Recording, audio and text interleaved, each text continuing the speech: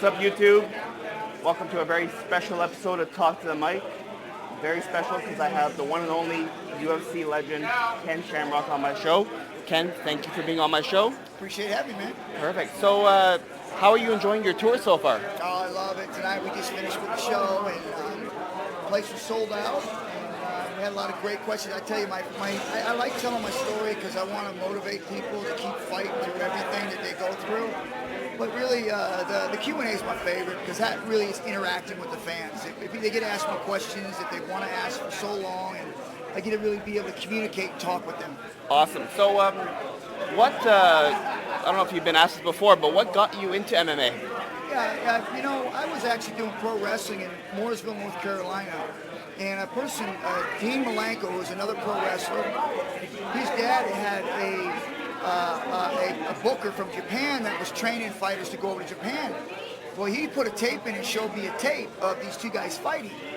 And so once I saw that tape, I said, man, I want to do that. And he looked at me like I was crazy. He goes, no, that's real. I said, yeah, I want to do that. And he says, okay, well, introduce you. He introduced me. I went over there. I tried out. And 6 months later, I was actually fighting over in Japan. So for me, it was a joy because now, not only was introduced to pro wrestling and I was doing well in pro wrestling, but now I was introduced into this mixed martial arts world over in Japan, and I was doing well there. So for me, it was the best of both worlds. Awesome. So, out of every fight you've had in mixed martial arts, which one is your most memorable and why? I always go back because I've had a lot of great fights, and I fought all the best. I was a champ. So for me, it has to be, winning the first title, the super fight.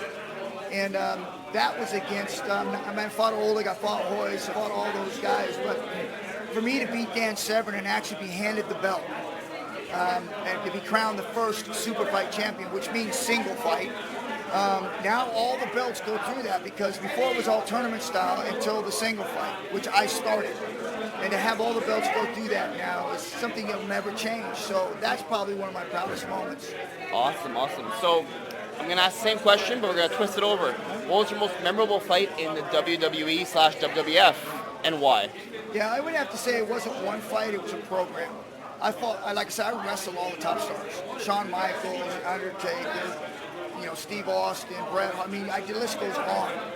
And I was really happy to work with them. Some great matches. But the program I worked with The Rock all the way up until I ended up capturing the Intercontinental title, to me was one of the best times in pro wrestling that I had because it just seemed like me and him were growing so fast together and moving up the chain so fast that to me it was a tremendous moment. Fantastic. Yeah, I remember watching that and I was memorized. I was a big fan. I'm a hardcore fan. So my final question now is a question I usually ask all my guests. It's called the bucket list question. So if you can choose, because especially you've had an illustrious career, you've done pretty much everything, but if you can choose 3 things in your life that you have not done yet that you want to succeed or finish, what would they be and why? Well, the first one would be going back to pro wrestling and capturing the heavyweight championship. Because every place I've gone, I've always reached that level of the best. Whether it was in fighting and all the different organizations, I became the champion. Exactly. Whether it was in pro wrestling, I captured every belt there was except for the heavyweight championship. Mm-hmm. So that's something that's on my bucket list that I want to do. Okay. Hopefully down the road, they'll bring me in and I'll get a run at that heavyweight belt again. Awesome. Now, what else would there be? That's one, so what would be the other 2? Yeah, I would have to say probably, I would, because I did the collegiate wrestling, I would have liked to have been able to wrestle and be able to wrestle for the Olympics. I know I went to the tournament and I tried to wrestle in that, but I didn't practice, I just went. So that would be something that I would want to do, is be able to have an opportunity to wrestle and qualify for the Olympics. Awesome. Well, you know what? You were fantastic in UFC. You were fantastic in WWE/WWF. It is a personal honor to have you on my show. I just want to say thank you again. I've been to the show in Ottawa and now the show here in Montreal. And your story is breathtaking, from what you went through, from the struggles you've been through to reach where you are now. So I just want to say, and everybody else here probably on my show will say this, thank you for sharing. Sure. And the final question I have is, what's in the future? Well, I've got some things coming up that we'll be launching here in about the end of September. We've got a TV show that's coming out. I think that it's going to open a lot of eyes. It's going to break a lot of ice. And it's going to be, I think, very popular. So I'm looking forward to that. We'll announce it probably the 1st of September once we get the deal done. And so it's going to be fun. I think that's going to take up a lot of my time. Awesome. Well, you know what?